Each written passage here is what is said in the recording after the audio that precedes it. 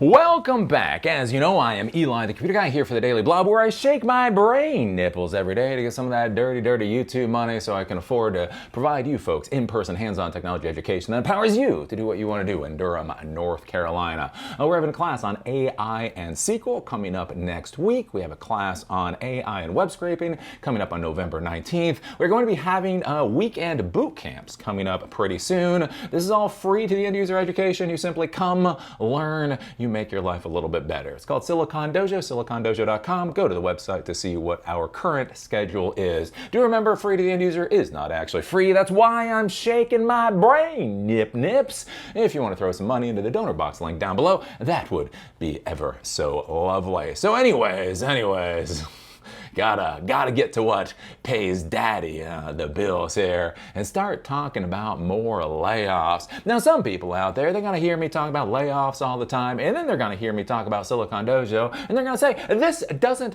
make any sense, Eli. All you're talking about is the economy collapsing, but then you want us to go out and get trained in things to build stuff for jobs that don't exist. Eli, what's wrong with you? The reason that I talk about the layoffs, and then I also provide the education, is one of the things I want you to understand is that the economy in the United States runs in cycles. After the Great Recession, I sat there for a summer, not really knowing what the hell I was going to do with life. Literally just read books on business history. And what's curious to take a look at is that in the United States, we have approximately 10-year economic cycles. Sometimes it's shorter, 7 years. Sometimes it's longer, 15 or 16 years. But more or less, we just have these boom bust cycles, right? This story has already been played out, right? The canal boom bust cycle. Do you think about the canal boom? Canals! Imagine connecting the farms with the cities with man-made rivers. Could there be any technology more powerful than that? Right? And they built way too damn many canals. People invested way too much money into canals. And then railroads came along. Canals became worthless, basically overnight. Then there was the railroad boom-bust cycle. The telegraph or telegram wire boom-bust cycle. One of the curious things, if you go through American history, right, feel about this how you will. I think it's a good thing. You might get sad about it, but the fact of the matter is we're on about 10-year boom-bust cycle. Again, more or less, somewhere. We average out to about 10 years, right? Basically, you have a bust cycle. The value of everything goes to almost nothing. Then you have motivated, you have disciplined, you have hard charging. People that go out there, they're able to buy things penny on the dollar. They're able to turn that into something valuable. That explodes into something incredibly valuable until that becomes a bubble, and then that explodes, and then that feeds the next generation, the next generation, the next generation, the next generation. And think about this now, right? The modern world that we have now, the world we have now basically is dependent on the dot-com bust, right? Because basically, when you're looking at Facebook, when you're looking at YouTube, when you're looking at a lot of these companies that use the internet and need to send a tremendous amount of data, they need to send a tremendous amount of that data using fiber optic lines. Thing is, fiber optic lines to run brand new is incredibly expensive, So if you're a new startup company, or even if you're a new IPO'd company, right, running your own fiber optic lines is gonna cost a lot. So wouldn't it be great if you could get fiber optic lines pennies on the dollar? And that was the thing, during the dot-com boom, right, fiber optic lines were laid everywhere. The idea is that fiber was the new interstate system. And so, you know, if you owned fiber lines, you would own the modern interstate. And so then they just ran way too many fiber lines. It's like so too many fiber lines, right? And then when the dot-com bust happened, a lot of the fiber lines hadn't even been lit up, right? They had been fully run, right? They were qualified, certified, everything was good about these fiber lines. They just had never even been lit up, and that's what we call dark fiber. Fiber lines that are completely usable, just have never basically seen the light go down them. Well, then you have the growth of Facebook and YouTube and all these internet-based companies. They need a tremendous amount of bandwidth. Fiber will solve the problem for them. They don't want to spend a lot of money to get new fiber. Right? New fiber is something like $100,000 per mile or something like that. So wouldn't it be nice if they could pick up fiber at $100 per mile or $10 per mile? So basically, right, what happens is our internet boom that we have now is reliant on the bust that happened back after the dot-com boom, right? All that fiber line basically went from being worth $100,000 a mile to being worth about $10 a mile. It got snapped up, and then Facebook becomes Facebook, and YouTube becomes YouTube, and all these companies become those companies. Now that is booming. And now this is collapsing, which will go into the next generation of boom bust cycle. So one of the things I want you to be thinking about is, how do you optimize for luck, right? When opportunity presents itself, how do you put yourself into the way of opportunity and say, I can do something with this, right? That is, I think, one of those things a lot of people don't think about, right? Why should I learn to code? Why should I learn architecture? Why should I do anything other than play video games? Because when opportunity comes down the pike, then you can say, look, I have a skill. I have a value. When the next Mark Zuckerberg, when the next Bill Gates walks in the door and tells you about their amazing dog dating app, it's gonna be dog dating with AI. Dogs are gonna date AI, right? Imagine if you could be there like, oh, wow, I actually understand some of these AI systems. Let me build the first MVP prototype or whatever else to prove that the dog dating app idea will actually work, right? Can you provide that? Let me provide the marketing services for your AI dog dating app. Let me help you with the back end services. Do you have anything that you can actually offer? I remember when I was in Seattle, I worked with the sister of one of the original Microsoft employees. And she was slightly bitter about that. And the reason was because I guess back in the day, her brother had basically been a dope head like out in Denver or something that really did not know what to do with his life, right? He was in like a computer science program, but he was kind of spinning around in circles, didn't really know what to do with his life. Everybody in the family kind of thought he was going to end up being a loser. And then apparently he met Bill Gates. And then Bill Gates liked him, and they started discussing what this guy could do for him. And apparently he was one of the original employees. And so his sister ended up working at a job that I was working at. And her brother was one of the original Microsoft employees. That's how the world works. That is how the world actually works. So optimize for luck, even during the disaster. It is all a cycle. It is all a cycle. So talking about this now, this is interesting to take a look at, basically with Trump policies. Like Trump policies, hate Trump policies. If you think Trump policies are going to be wonderful for America in 2035, they are going to be having some issues in 2025. And so we have some layoffs from GM.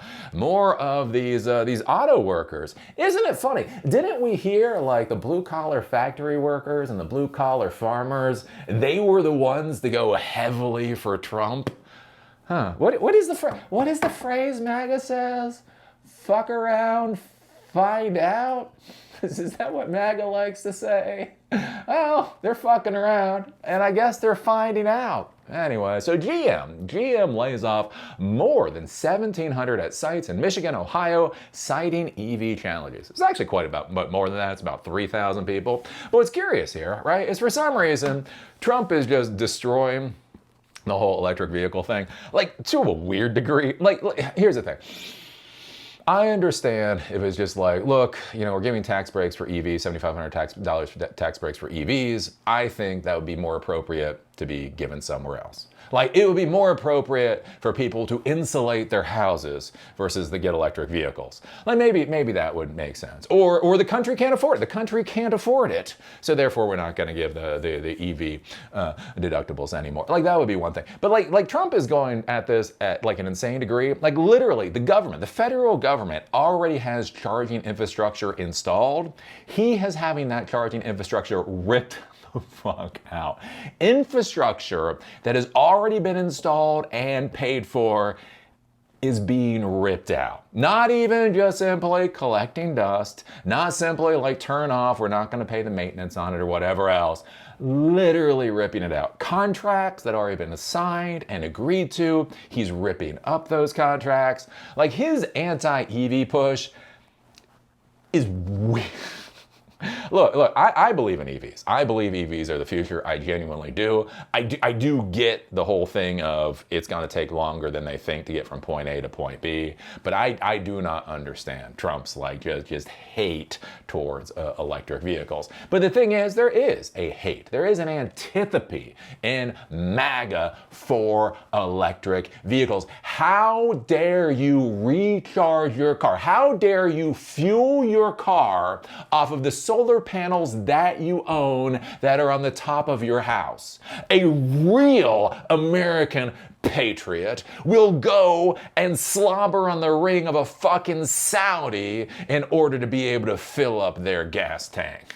Real Americans kowtow to Saudis. Don't you understand that, you woke blue-haired bastard? Anyways, I don't really get this thing. But the thing is, right? All of these federal funding mechanisms have been in place.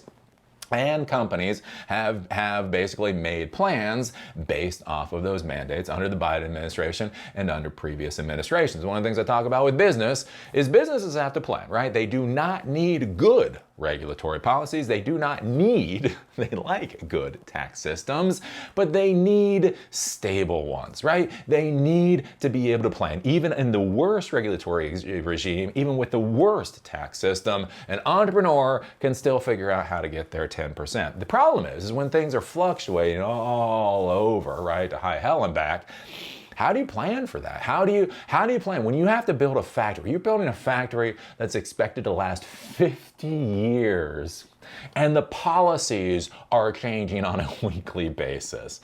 How do you plan for that? Again, with the whole tariff thing and the rest of it, it's just bat crap insane, right? And so the thing is, right, a lot of these auto factories, a lot of these manufacturers out there literally don't really know what the future looks like. So investments that they've put into place previously because they thought this is the way the world was going, the country is going, they now have to rip all of that out. Well, guess what? If they're having to pull back resources, if they have to stop doing productions, that's going to be jobs. That's going to be American factory jobs. That's going to be American manufacturing that is directly being diminished because of Trump's policies. So, anyways. All right, GM lays off more than 1,700 at sites in Michigan, Ohio, citing EV challenges. General Motors laid off roughly 1,700 workers at manufacturing sites in Michigan and Ohio on Wednesday, citing a slowdown in the electric vehicle market. The company confirmed, and this is weird, this is like where the numbers, again, when I talk about like obfuscating, corporate obfuscation, you're like, that's not 1,700. That adds up to quite a bit more than 1,700.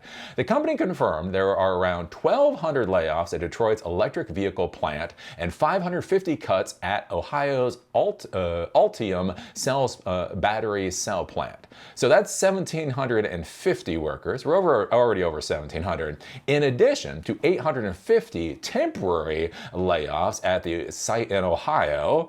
So that gets us to 2,600. The company also said it would temporarily lay off 700 at Ultium Cell's Tennessee plant. So that gets us to 3,300. Don't worry. They're not laying off 1,700 employees. They're laying off 3,300 employees, right? 3,300 manufacturing jobs that are going down the toilet because of Trump's fabulous economic policies. How's that working out for you? Inquiring minds want to know, right? Quote, in response to slower near-term EV adoption and an evolving regulatory environment, right? And that's one of the big things, an evolving regulatory environment. The environment that they thought they were in, at least for the past 20 years, is basically being thrown in the trash can, and they have to figure out how to be profitable within this modern world. General Motors is realigning EV capacity, the company said in a statement. Despite these changes, GM remains committed to our U.S. manufacturing footprint, and we believe our investments and dedication to flexible operations will make GM more resilient and capable of leading through change. GM also said battery cell production at its Ohio and Tennessee facilities will be temporarily paused beginning in January. It anticipates resuming operations at both battery cell sites by the middle of 2026 and will use the pause to upgrade facilities. Wednesday's layoffs follow the company saying last week that it would cut more than 200 salaried employees, mostly engineers at its global tech campus in Metro Detroit, as part of a restructuring effort. So fuck, what are we up to? Are we now up to like 3,800 employees? Yep, not 1,700, it's like 3,800. Anyways, quote, we continue to believe that there is a strong future for electric vehicles and we've got a great portfolio to be competitive, but we do have some structural changes that we need to do to make sure that we lower the cost of producing those vehicles, CFO Paul Jacobson told CNBC during Squawk Box. So basically this is more of Trump's policies coming down the pike. And here's the thing, even if you agree with it, I am just a bald, blue-haired, woke snowflake that can't deal with vehicles running off of dinosaur juice. Right, here's the thing, like even if that's your viewpoint, right? I'm just a woke dumbass or whatever else.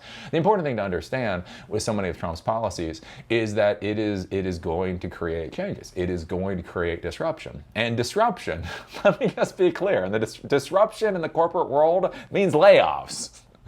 There's going to be some disruption. Layoffs. They say disruption, they mean layoffs. So depending on, regardless of how it'll be in 5 or 10 years, maybe, I don't think so, maybe this will lead to a better 2035. The thing is, right now, it's going to be causing a lot of problems. And think about this, right? So we have almost 4,000 employees. GM is laying off almost 4,000 employees, right? At the same time, Amazon is getting rid of 30,000 employees. UPS has gotten rid of 48,000 employees. Paramount is laying off not 1,000. It's funny. I did this article talking about Paramount laying off 1,000. It might be 3,000. It might be 2,000 to 3,000 employees. All of these companies doing the layoffs at the exact same time, and that's one of the big issues for you to be thinking about as an employee, right? If we have a normal hiring cycle, even if you get laid off, if companies are hiring, then you can try to get back into that cycle again. Then you can worry about your cover letter, then you can worry about your resume, then you can schmooze in the meetups, which again you've actually got to do all that anyway. But the problem that we run into right now is that the entire hiring market is already locked up, right? Even theoretically, if we do still have sub 5% unemployment, which I question, but theoretically the unemployment rate is still supposed to be below all-time lows, or at all-time lows. But the issue is that hiring is stopped, right? Companies are not hiring. You're not hearing companies hiring 10,000 people at a shot, or 2,000 people at a shot, or 5,000 people at a shot. All these companies are laying off by the tens of thousands, right? So the companies are not hiring. Employees, rightfully, are scared shitless to leave their jobs, right? I talked to the one person that I know in Research Triangle, and it was interesting. He can find another job. He works at a company. He does not particularly like the company. He does not particularly like his job. He's been out there looking for jobs. And I want you to know, he can definitely get another job tomorrow at 50% his current salary. Right? Right, so you have people, even if they can get a job, they don't really want to take a 50%. It's like, hey, would I prefer to work for a company I really like or keep half my salary? Real world, right? And so those people aren't going anywhere. So the companies aren't hiring new employees that are there, they're not leaving, so that shit's locked up. At the exact same time, other companies are doing these massive layoffs, and that's where we get to currently going on. And we're in the beginning of the beginning. We're not even the end of the beginning. We're not even the middle of the beginning. This is the beginning of the beginning of this absolute and utter clusterfuck. So many other things are going on right now, and so this is where you have to be thinking about like the whole thing of: is it time to buy a new car? No. Is it time to buy a new house? Probably not. Is it time to refinance your house? Probably don't do that one either, right? Think about, pulling everything in, making sure you can live off of your next job salary, right? Think about this, right? If you know you have a job, and if you know you get laid off, you can't get hired again, but it'll be at 50%, you make 50%. Now is the time to cut back so that if you had to take that other job, you could actually take it, right? You know, if your mortgage is $4,000 a month, like you can't take a $50,000 or a $60,000 a year job, right? A mortgage of $4,000 a month is $48,000 a year. You can't take a $60,000 a year job. You can't take a $75,000 a year job. Again, after taxes and everything, you barely have enough money to eat. So think about that. Simply the amount you pay for a mortgage for your house will determine if you could accept, right, a different job. And so one of the things is kind of pull some things back now so that if bad things happen, you can ride through it. If bad things don't happen, again, the economic cycle will go up, hopefully. 3 or 4 years maybe. And at that point, you'll have a nice little nest egg and you can put a nice little down payment on that beautiful house you want as the economy is going back up again. Who knows? Maybe the economy will fail so badly that that down payment you saved for a house will just buy a house outright. You think that's a joke, but it's really not a joke with how this kind of stuff will go. So anyways, there you go. GM laying off 1,700 employees, which looks a hell of a lot more like 4,000 employees, generally because of Trump changing the game board as far as regulations and policies are concerned. So what do you think about this? What do you think about all the stuff going on with electric vehicles? What do you think about, you know, in this world that we seem to be backtracking so much with electric vehicles? It's not simply that we're rethinking how we do electric vehicle policy. Like one of the big things with with the Biden administration. Like I talked with my, so we have a Tesla, that's his own thing. We have a Model Y. But anyways, I was talking with my electrician. I have a good electrician to do work.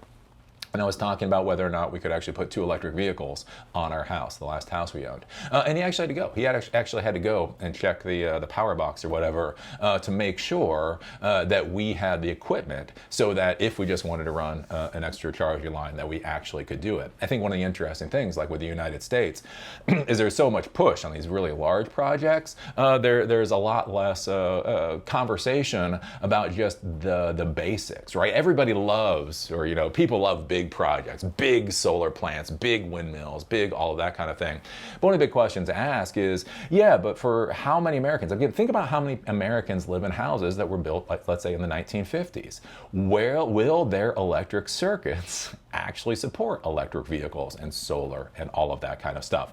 Would it not make more sense, right, to put more initiative into actually upgrading everybody's, you know, house or whatever electrical systems so that they can support the new technology, and then from there be able to add the basic building blocks, add you know, a Tesla power wall or some kind of battery backup system for people, add, you know, solar panels, because I mean those are things that can be done, right? Okay, so you fix your power box or whatever. We had a buddy of ours that just did it. Cost him like $2,000, right? You might not be able to afford $70,000 for an electric car or whatever else, but $2,000, right? Maybe with some government support you can do that.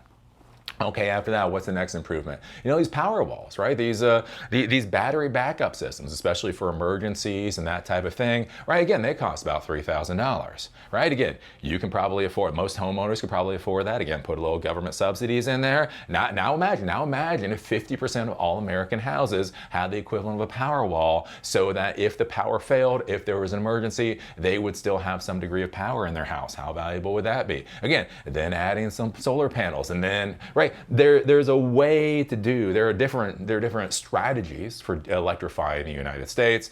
Again, I have a lot of arguments with how Biden was doing it. And so what's interesting with Trump, though, is this isn't an argument about strategy of electrifying the United States. This is an argument of dinosaur juice is the best, and anybody who doesn't use dinosaur juice is a moron.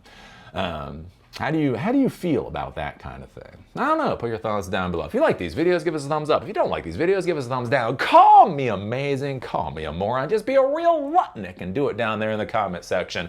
I demand strong American comments down there, not none of those weak European ones. Do remember what I actually care about is Silicon Dojo, silicondojo.com. Free to use our hands-on technology education that empowers you to do whatever the hell it is you want to do. We're having a class on AI and SQL coming up next Wednesday. We have a class on AI and web scraping coming up on November 19th. Remember, free to the end user is not free. That's why I'm here shaking my brain nipples. There's a donor box link down below. If you want to donate, there's some money. If you want to see the schedule, go to silicondojo.com. And with that, see y'all later.